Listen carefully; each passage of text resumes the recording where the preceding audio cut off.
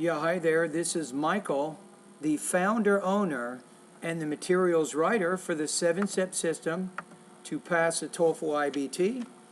And these comments are for FA. I'm just using the initials of your name for privacy purposes. All right, so I want to go ahead and comment on your essay. I want to look at the organization of it. I want to also look at your development, and then finally your grammar, your sentence structure, your mechanics, and so on. Okay, from an organizational standpoint, I think you're definitely going in the right direction. So your thesis is the most important characteristic your partner should have are honesty, cleanliness, and studying the same major, right? So then, in body paragraphs 2, 3, and 4, that's exactly what you do. You talk about honesty in the second paragraph. You talk about why it's important to be clean in the third one. And then you talk in the fourth paragraph about how your partner should have the same major as you. So there, excuse me, there is pretty good connection of ideas in the paragraph. So I like that. And then you have your conclusion. All right, let's talk about development. Body paragraph 2, you enjoy your sharing room and peace when you make sure you have thinks, it's your things are safe. Even though some items seem like invaluable, it may have great memories, such as a pen or notebook that you received from your best friend. Get a little more specific. I liked how you mentioned the word pen or notebook, but you might say something like this. You might say, for example, if my roommate is honest, I won't have to worry if I leave my iPad in my bedroom. I don't have to worry about my roommate going in there and trying to steal that and then sell that to somebody on the street. You know, you could probably be a little more specific in the example you're using in that paragraph. Okay, let's take a look at your third paragraph. You say, nobody wants to live with an unclean person. It's important for me to live in a clean area. Roommate should help keep the room nice. Also, he needs to clean after himself. How should he do that? You might say, for example, I would hope that he would, on a weekly basis, clean his part of the bathroom when he makes it messy.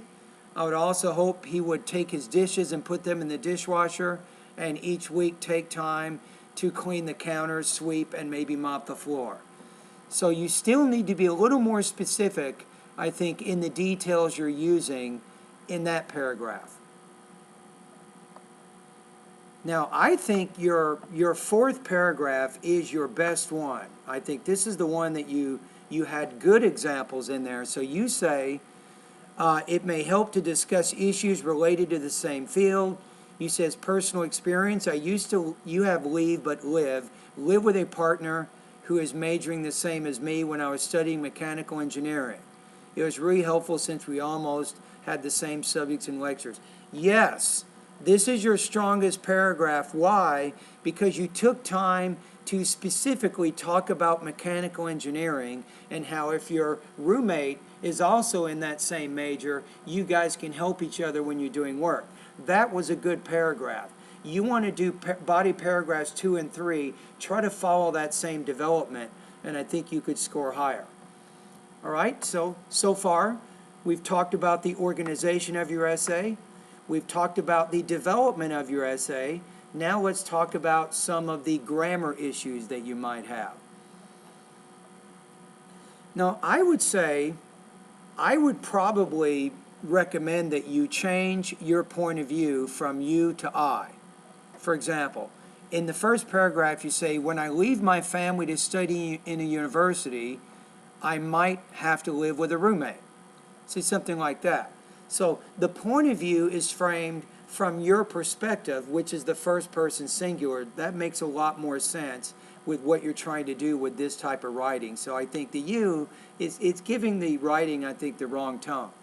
Okay, so that's what's called a point of view shift. Okay, let's go to your second paragraph. You have, it is important to live with a person who considers, you want to say not the honesty, just honesty. And then you can say, instead of you talk about person and say, he or she will enjoy sharing a room with me, or he or she will enjoy sharing a room in peace when I can make sure that my things are safe. Right? That's probably how I would change those first two sentences. Okay, let's go to your next paragraph. I would probably recommend, if you look at your sentence style, this is not going to work very well. You're not using what's called sentence variety. You say, nobody wants to live with an unclean person. That's a simple sentence. You say, it is important to me to live in a clean area. That's another simple sentence. You have, roommates should help keep the room nice. He also needs to clean after himself. Now that was good using the semicolon there, but you might combine the two sentences to say something like this. Nobody wants to live with an unclean person, and it is important for me to live in a clean area. I would combine those two sentences as opposed to having two short sentences. Okay, the next paragraph. You say, and it's good use of semicolons. I'm actually impressed. I'm impressed with some of your punctuation things. Okay, with your first sentence, I might revise it like this. If I'm going to choose a roommate, I would prefer to live with one who studies the same major as I. That's how I would revise that first sentence. That's just a correction I would make there. Okay, in the last paragraph, I would say, in conclusion, the first step to start a university is choosing a roommate. Notice how I didn't say you at all. I just said the first step to start a university, life, L-I-F-E, not L-I-V-E, is choosing a university. Right? So again, that's a change I would make. Okay, so I gave you some comments now. So I said that probably with your body paragraphs 2 and 3, you could develop, I think, those ideas a little bit more. I also pointed out you are having some problems with what's called choosing the appropriate point of view, and you have a few other minor problems in the essay. Now, with this paper, let me go ahead and take a look at the rubrics here really fast so I can give you a score now.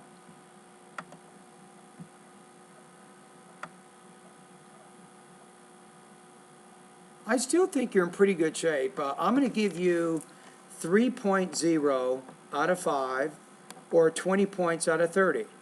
This is a score I'd give you on this one. So you have an accurate but limited range of sentence structures and vocabulary. You could improve your development a little bit more. It also talks about what's called unity, progression, and coherence. But you have good organization. But anyway, for the reasons I just said, I'm going to give you 20 points out of 30 on this particular practice test. Now, I would recommend in my TOEFL course, I'm going to give you some ideas here. In grammar, really pay attention to grammar lesson number 1 because that talks about sentence variety. I'd like you to review that. Remember, you're using mostly the simple sentence style, which I think you need to go beyond that in the writing that you're doing right now. So also check out lesson number 2, 3, and 4, and then spend time over the next few weeks going over my grammar lesson number 7, and start working in the grammar and the writing exercises there, and I think you can continue to make improvements in your writing.